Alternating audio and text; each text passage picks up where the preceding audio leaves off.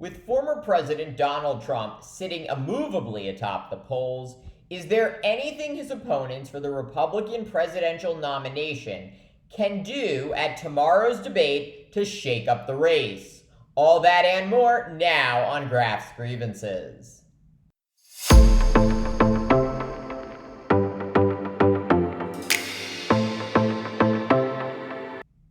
We are now just 24 hours away from the second Republican presidential primary debate from the Ronald Reagan Library in Simi Valley, California.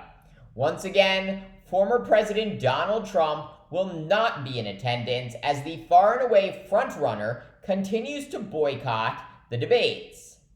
On stage will be 7 of Trump's rivals for the nomination, one fewer than at the first debate in August. Former Arkansas Governor Asa Hutchinson failing to qualify this time around. Center stage will once again be Florida Governor Ron DeSantis, the 45-year-old still polling higher than all other candidates not named Trump, despite falling precipitously in the polls since the first debate in August. Alongside DeSantis will be former UN Ambassador and former South Carolina Governor Nikki Haley, and businessman Vivek Ramaswamy. Further out, former New Jersey Governor Chris Christie and South Carolina Senator Tim Scott. And in the wings, North Dakota Governor Doug Burgum and former Vice President Mike Pence. All of these candidates in desperate need of a breakout moment if they have any hope of challenging Trump. Clearly, whatever they did in the first debate failed miserably, as Trump's lead for the nomination nationally has only increased. According to 538, the former president now polling at 55%, while DeSantis, his nearest competitor, is now polling at just 14%. Meanwhile, Ramaswamy and Haley are at just 6% nationally. So the big question, will anyone have the courage to aggressively attack Trump's litany of failures, or will this so-called debate just be another game of patty cake? Unfortunately for the American people and the future of the Republican Party, I would bet on the latter. Time and again, those running against Trump for the nomination have refused to vociferously challenge the twice impeached, quadruply indicted former president.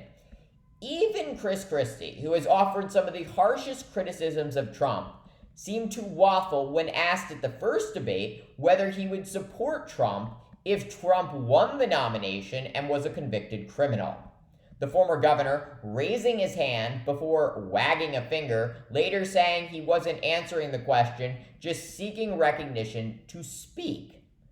Okay, sure, Governor. Really sounds like someone who wants to have it both ways when debating before an audience of 13 million Republican voters. So if the candidates aren't going to stick it to Trump, what will they do? I would expect at least some of them to highlight their polling in the first voting states of Iowa, New Hampshire, Nevada, and South Carolina. While Trump is far ahead in each of these states, his lead is not as big as it is nationally.